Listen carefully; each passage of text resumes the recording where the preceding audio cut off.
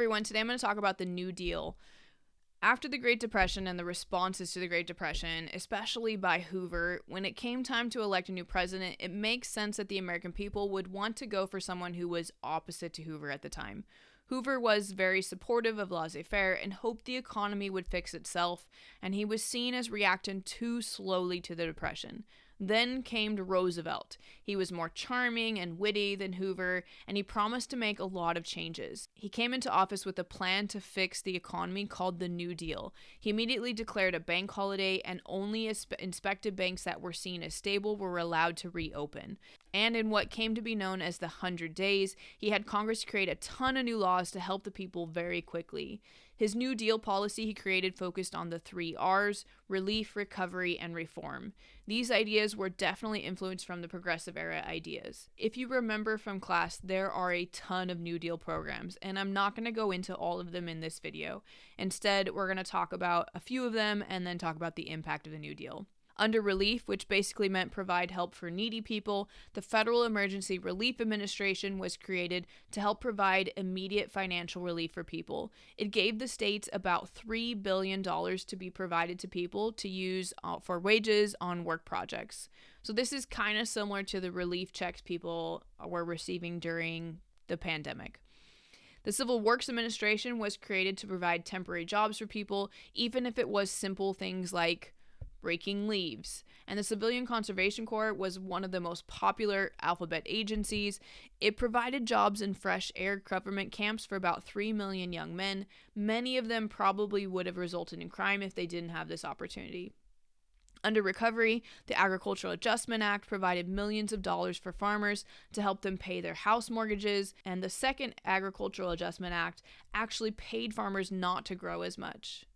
The National Recovery Administration was formed to guarantee profits for businesses and fair wages and hours for the workers. It also gave workers the right to organize into unions.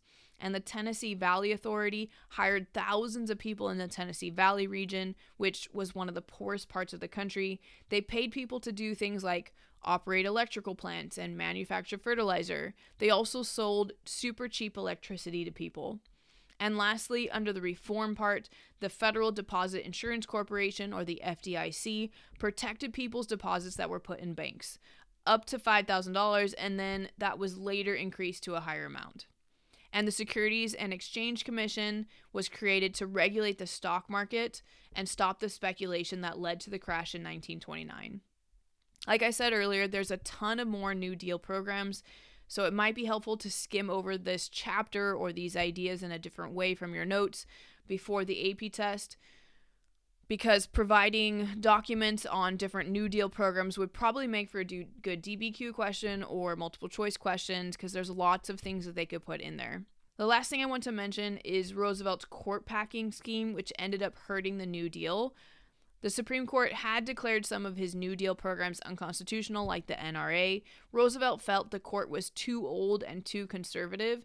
At the time, the Supreme Court had 6 people over the age of 70, and there are only 9 people on the court. So he came up with a plan that he proposed to Congress. He told them that he wanted to pass a law that would allow them to add a new judge to the Supreme Court for every member who was over the age of 70. This would bring the total up to 15 at the time. But this backfired on him and began to hurt his programs even more. Okay, let's talk about the critics of the New Deal. So if you're asked about the New Deal, you also need to know about some of the people who did not like it. People who were fiscal conservatives, meaning they didn't want the country spending so much money, thought the New Deal was reckless and too close to socialism.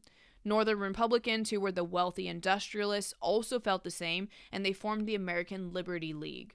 Although some people actually felt Roosevelt wasn't doing enough, and that's why they opposed the New Deal, like Dr. Francis Townsend. He was a former doctor who had lost all his savings, and he proposed the idea that old people should get $200 a month to spend as long as they spent it all in that month, which, as you can imagine, was a popular idea among the senior citizens.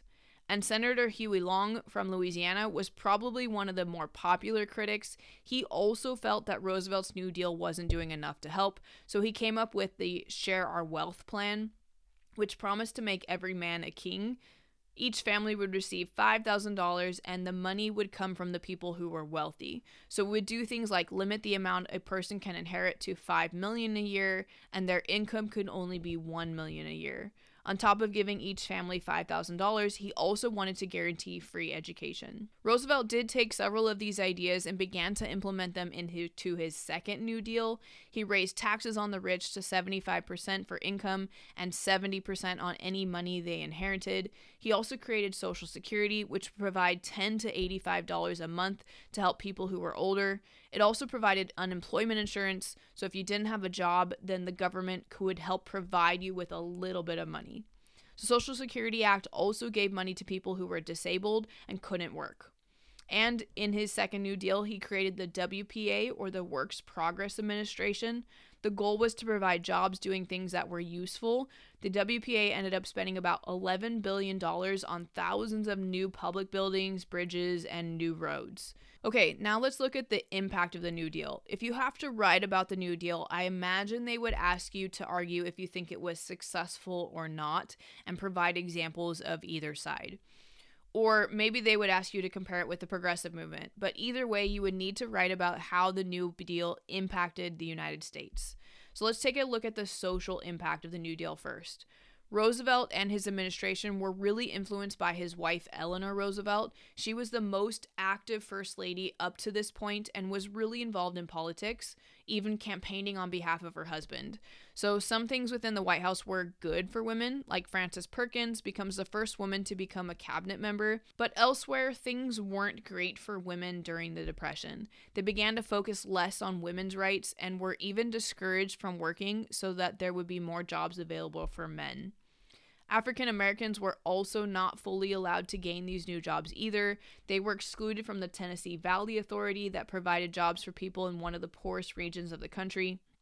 They were allowed jobs under the Civilian Conservation Corps, but they were forced to work in segregated camps. Roosevelt did not do a lot to help African American rights during this time because he was afraid he would make the white Southerners mad and then he wouldn't get their votes in the next election, which means he wouldn't get to continue his New Deal policies, which he felt was important in helping the country recover from the Great Depression.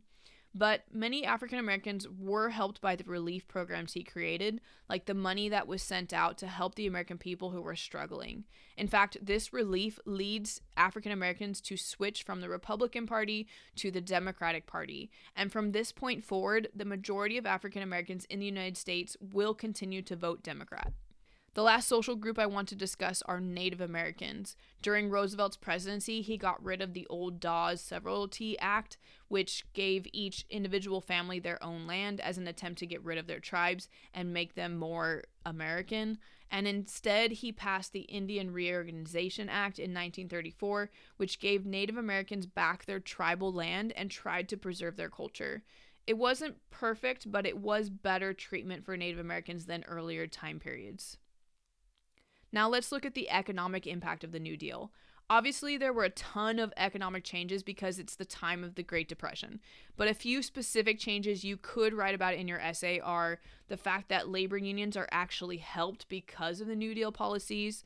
The National Recovery Administration and the Wagner Act gives unions the right of collective bargaining, which is the fancy way of saying that they are allowed to negotiate and fight for better wages and conditions. A big thing that you need to mention is that the New Deal does not end the Great Depression. It helps relieve people's suffering by providing jobs and money to help buy food and stuff, but it adds to the national debt significantly. Billions of dollars were spent over just a few years, and it is World War II that ultimately ends the Depression because they had to change the economy to focus on the war effort. So there was less overproduction and plenty of jobs for people. The last economic impact is that from here on out, the government will be pretty involved in the economy. The idea of laissez-faire where the government isn't involved in the economy no longer exists. Actually, a lot of New Deal programs still exist today, like Social Security, for example. And for the political changes, we already talked about how African Americans switch political parties and become loyal Democrats, and the New Deal also creates a pluralistic state, which means there are tons of different government agencies now that are in charge of specific individual things. So no longer is it just the president and Congress and the courts. Now we have government agencies like the FDIC, which focuses on the banks, or the or the FHA, which is the Federal Housing Administration, and sometimes provides cheaper home loans. I'm not going to go a lot into the government system because you will get that in AP government, and you really just need to know the impact of the New Deal on the United States. But what you need to know is that the government does become much larger because of the New Deal. Okay, your practice question today is actually a short answer question where you're comparing the New Deal with the Great Society, which I did not cover in this video. So you might need to pause and think about that or go back and check your notes. But this one is going to ask you for one similarity between the Great Society and the New Deal, one difference, and one reason for that difference, which is a common format on the AP test. So pause the video here, think about those responses, and then when you're done, check out the potential responses in the description below. Hope you guys have a great rest of your day and happy studying.